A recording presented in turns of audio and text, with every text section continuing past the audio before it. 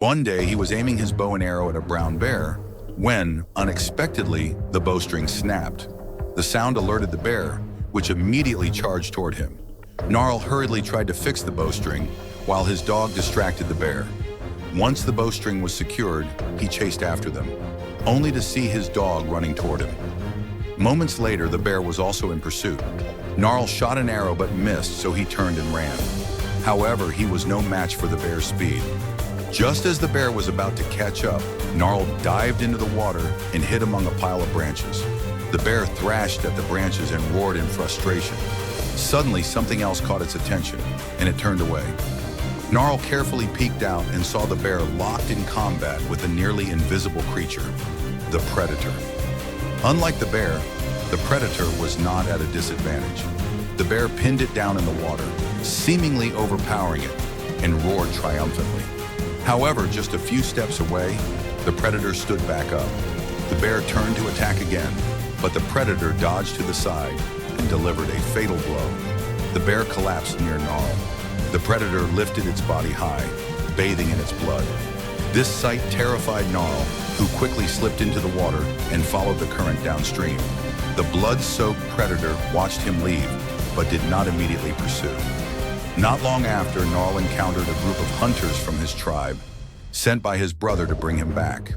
He told them about the mysterious creature, but they didn't believe him and instead tied him up, forcibly taking him back to the village. At that moment, one of the hunters noticed 3 red dots on his chest. Confused, he had no idea these dots would soon claim his life. The next second, he collapsed. The predator retrieved its weapon, but in doing so, was spotted by the hunters. An arrow struck its wound, causing it to reveal its true form and roar in rage. The hunters, undaunted, roared back and launched their attack. One hunter was thrown into the air. Seizing the opportunity, Narl struggled to retrieve his axe and free himself. Another hunter had his arm severed, falling lifelessly in front of Narl. A third hunter managed to wound the predator's leg but was then sent flying. The predator mercilessly finished him off. Seeing this, Narl turned and ran. He soon met another tribesman in a grassy clearing. The man drew his bow, hoping to ambush the predator. But Narl sensed something was wrong. He looked up and saw that his companion's forehead had already been locked onto. Quickly, Narl pulled his companion away just in time to avoid the attack. They ran as fast as they could, but the predator was incredibly fast and caught up quickly.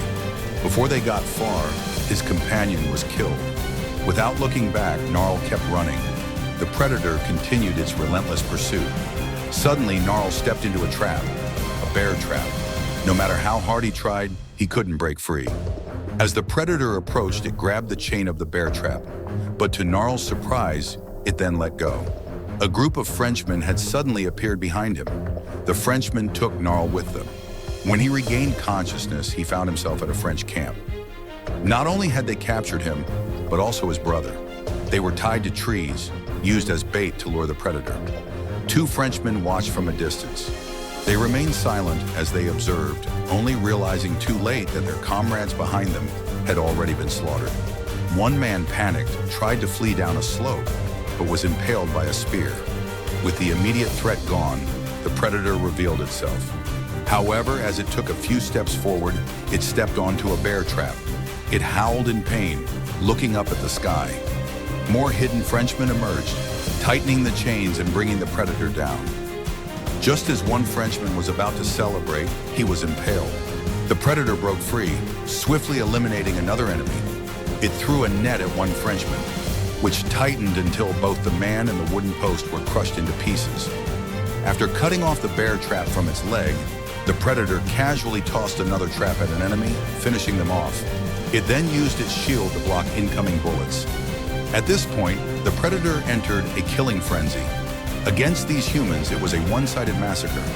One Frenchman, trembling in fear, fired his gun at the predator, but the bullet ricocheted off its helmet, killing him instead. Taking advantage of the chaos, Narl and his brother managed to free themselves using the bear trap on the ground. As more and more Frenchmen arrived, the predator decided not to waste any more time. It activated a secret weapon on its wrist and leaped into the trees, disappearing into the thick mist. All that remained was a glowing red package. Curious, the Frenchman approached. The package opened, releasing 3 disc-shaped objects that rapidly expanded before detonating. The entire forest was flattened. Narl, barely surviving, sneaked back into the French camp to retrieve his bow and axe. To his surprise, his dog had also been captured. The Frenchmen, defeated, were preparing to retreat. One of them drew a knife, intending to kill the dog. At that moment, Narl rushed in, grabbed the Frenchman's knife and stabbed his thigh. Seizing another weapon, he swiftly took out another enemy. He moved like a warrior, eliminating multiple Frenchmen with ease. Just as he freed his dog, another Frenchman aimed a gun at him. However, the man was injured and suggested they cooperate. Narl would help him stop the bleeding, and he would teach Narl how to use a gun. Just then, the predator arrived. Narl quickly hid behind a tree. The injured Frenchman, unable to move, played dead. But unfortunately, the predator stepped right on his wounded leg. Unable to hold back his scream, the man met his end. Suddenly, Narl's dog barked and charged at the predator. The predator immediately drew its weapon and locked onto the dog. At the last moment, Narl's brother appeared, knocking off the predator's helmet. This caused its targeting system to malfunction. Observing closely, Narl saw how the targeting worked. He loaded a bullet into his gun and tried to ambush the predator from the side. But to his dismay, the gun misfired. Desperate, he shouted to draw the predator's attention. His brother seized the opportunity, leaped up, and thrust his spear into the predator's body. Although wounded, the predator was unfazed. It broke the spear and wielded it as a weapon. The siblings fought fiercely, but the predator was relentless. It easily overpowered them, impaling Narl's brother. As he collapsed, he urged Narl to run. Consumed with grief, Narl fled. Determined to take revenge, Narl knocked out a Frenchman and used him as bait. She also consumed a special plant that made her body temperature undetectable. When the predator arrived, it could only see the Frenchman. It quickly killed him. Seizing the moment, Narl attacked, knocking off the predator's helmet and escaping with it. She lured it into a swamp and set up traps. A brutal fight ensued. Eventually, the predator fell into the swamp. However, just when Narl thought it was over, the predator slowly rose from the swamp, readying a weapon to finish her off. But this was exactly what she had planned. The helmet's targeting system had already locked onto the predator's head. When it fired, the projectile circled back and struck the predator, killing it instantly. Narl let out a victorious roar. Carrying the predator's head, she returned to the tribe and took her brother's place as the leader of the hunters. Ironically, though the predator had seemed overwhelmingly powerful against Earth's creatures, in the end it fell to the hands of a single determined girl.